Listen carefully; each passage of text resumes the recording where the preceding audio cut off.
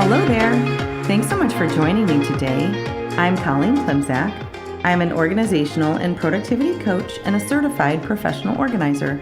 I own Peace of Mind Professional Organizing, LLC. Since 2003, I've been helping my clients live better lives through organizing and organizational and productivity coaching.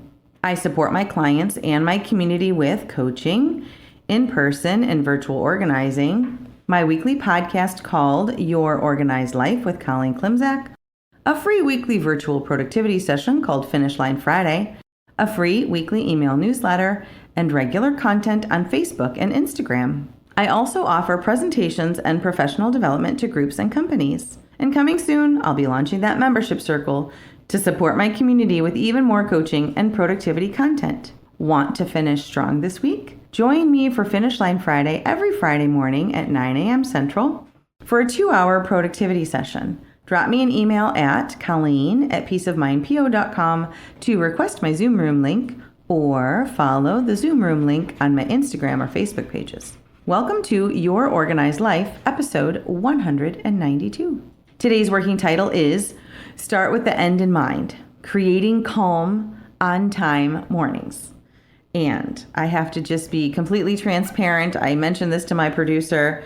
The irony was not lost on me that our appointment is at noon on Mondays and I was 3 minutes late. So, hey, I can give advice, but I'm not always perfect either. That being said, so this time of year, I get many questions about getting out the door on time from families with students and also adults who want to make better choices for themselves as well.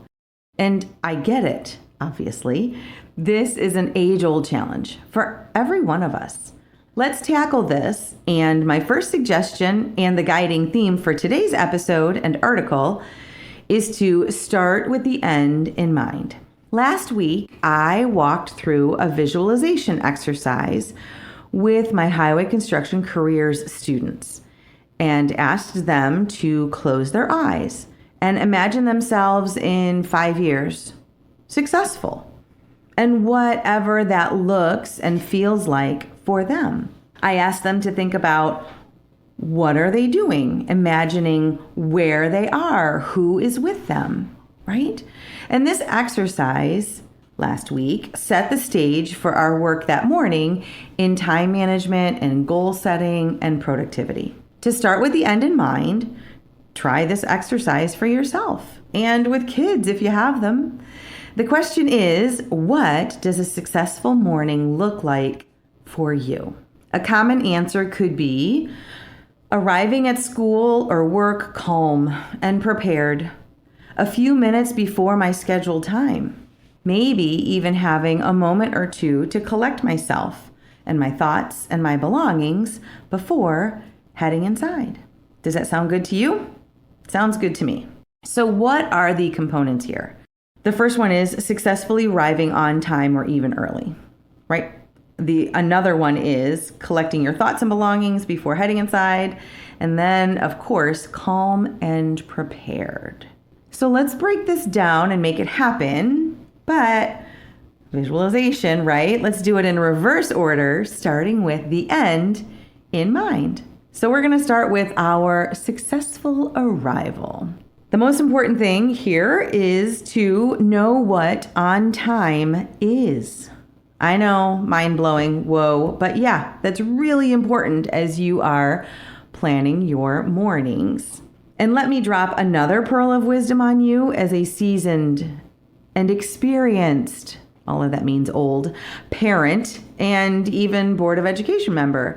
When a school says, in quotes, the school day starts at 8:10 a.m., what they really mean is arrive 20 minutes earlier. There's your pearl of wisdom. You're welcome. And I could add that to the list of things I really wish someone would have told me when my kids started school, so I am telling you. The start time that is listed in a lot of school paperwork is when the teachers expect to start working with and teaching their students. Students need to be in the building, having been to their locker or taken their coats off, whatever that looks like, and in the classroom at that start time.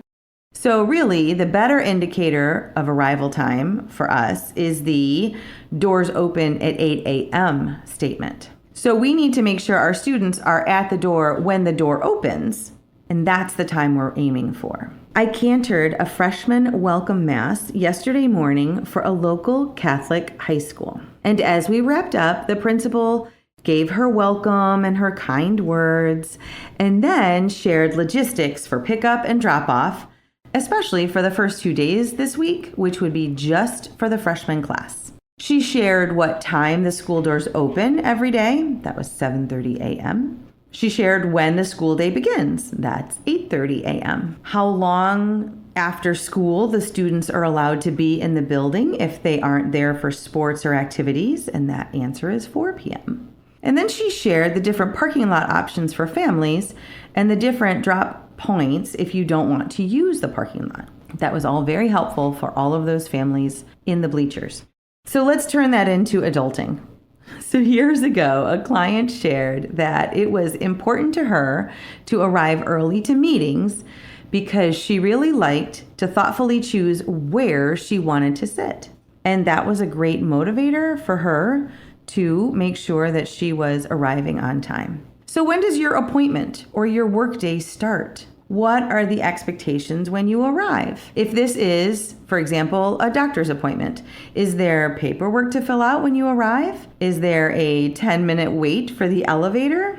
Do you expect to circle for half an hour for parking? I mean, maybe that's just here in Chicago, but yeah, all of those things matter.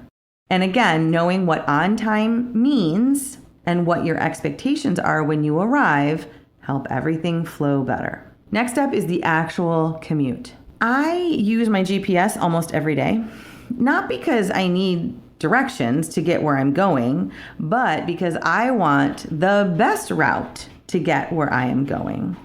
I have no way of knowing whether there is traffic or construction on my route, and either of those things may derail my plans to arrive on time for appointments or activities. Therefore, I will let GPS tell me if I need to opt for Plan B or Plan C or Plan Q to get from one point to another. And have you ever noticed my GPS's estimated time of arrival almost never decreases? Unfortunately, it almost always only increases. And I'm not being negative or problematic or cranky. I'm just being realistic, to be honest. And if I know that those numbers might only ever increase, I can work with that, and so can you. I'm not suggesting using GPS whenever we leave the house, though I guess that is a strategy. I am suggesting that we all have a Plan B and Plan C and D for routes to our destination. And if our transportation is unreliable, having a Plan B for modes as well, like catching a ride with a coworker or taking the train instead of driving. And also always adding a few minutes cushion to our planning. If we leave ourselves a 5-minute cushion and arrive as planned, we win. We get to take our time instead of rushing. That sounds great. Now let's look at the other parts of that visualization for success. Right? Arriving calm and collected, no rushing, feeling prepared. When I talk to parents, not rushing is a recurring theme. I recently heard this: rushing in the morning is so stressful. There is yelling and nagging from everyone, and we always forget something. Does that sound familiar? Yeah, I get it. So working towards calm and prepared and starting with the end in mind, what does no rushing require? Many years ago now, in a parenting magazine article, I think the title was something like Confessions of an Always Late Mom. I want to give credit where credit is due, but I don't have that site right now. But I read the phrase, and at least the phrase stuck with me. Don't let optimism win out over experience. And what does that mean? Don't let optimism win out over experience. What that means is we cannot just say we want calmer mornings and hope that saying it is enough, because it's not. We actually have to plan for it. We have to adjust our routines and habits and spaces in our home to make that happen. The example in the article was that the author's family always expected that telling their young school-age children to get ready for school in the morning would work, and yet it never did. So again, we have to let experience win, right? Don't let optimism win out over experience. Instead, let me suggest that we can ask a couple questions. What are the habits necessary to make calmer mornings happen? And or what are the tools or features in our homes to make calmer mornings happen? Beyond the tried and true advice of get yourself up earlier so you're ready before the kids get up, and that a good morning starts the night before, laying out clothes and packing bags and lunches, etc. And again, those are, yes, I always give that advice. But for more information for yourself and or your students regarding routines and organizing with kids and meal planning and prep and creating portable snacks and restocking reusable water bottles, all of those things, please check out my blog at peaceofmindpo.com/blog and use the search bar to ask for specifics. There are 500 plus articles out there for you, and I'm not going to repeat those today. They are there for the reading, so help yourself. But I will share a few newer examples of features in our homes that help for calmer mornings. Last week, I was listening to a recent Wirecutter episode.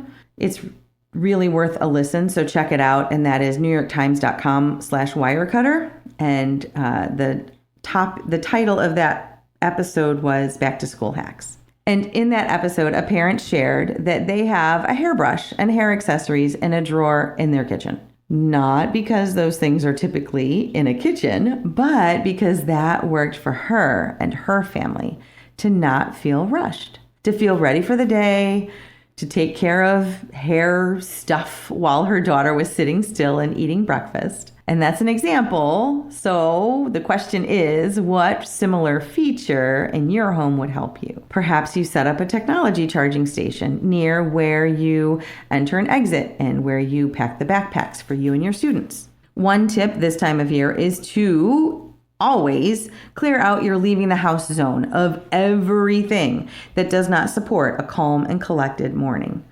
Move elsewhere in your home or eliminate completely off-season or off-size shoes and outerwear and accessories, or broken or duplicate accessories. For example, make sure all those umbrellas work, and clear out, eliminate, or move elsewhere any paperwork for days gone by, etc.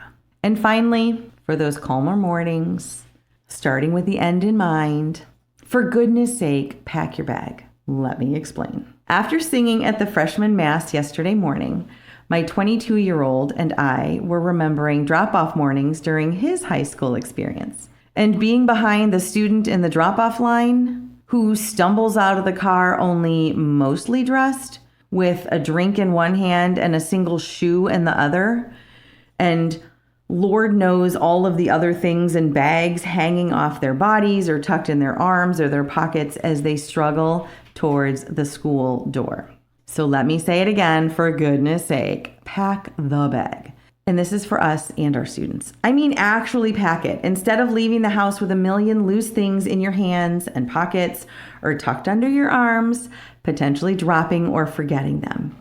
Starting with that end in mind for a calm arrival at school. That does not include falling out of the car when you get there with all of your stuff loose and laying on the ground or floor of the car. So with that mental image, I'm going to wrap up. What have we learned? Know your arrival time and the expectations for when you get there.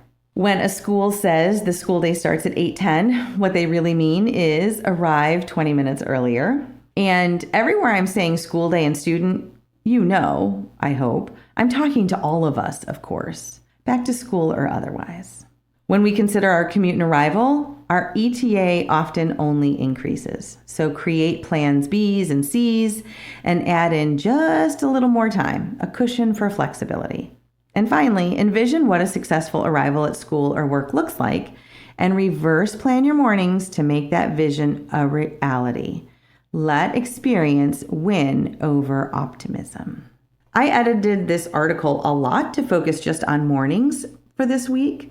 I expect there's at least one more article on this topic next week about starting with the end in mind for a successful day too.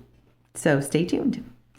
Support around getting things done is what productivity coaching is all about. If it's time to invest in yourself and explore coaching for organizing and productivity, I would love to hear from you. Drop me a line via email at colleen@peaceofmindpo.com or message me through my social media platform like Facebook, Instagram, or LinkedIn. Thank you so much, and talk to you next week.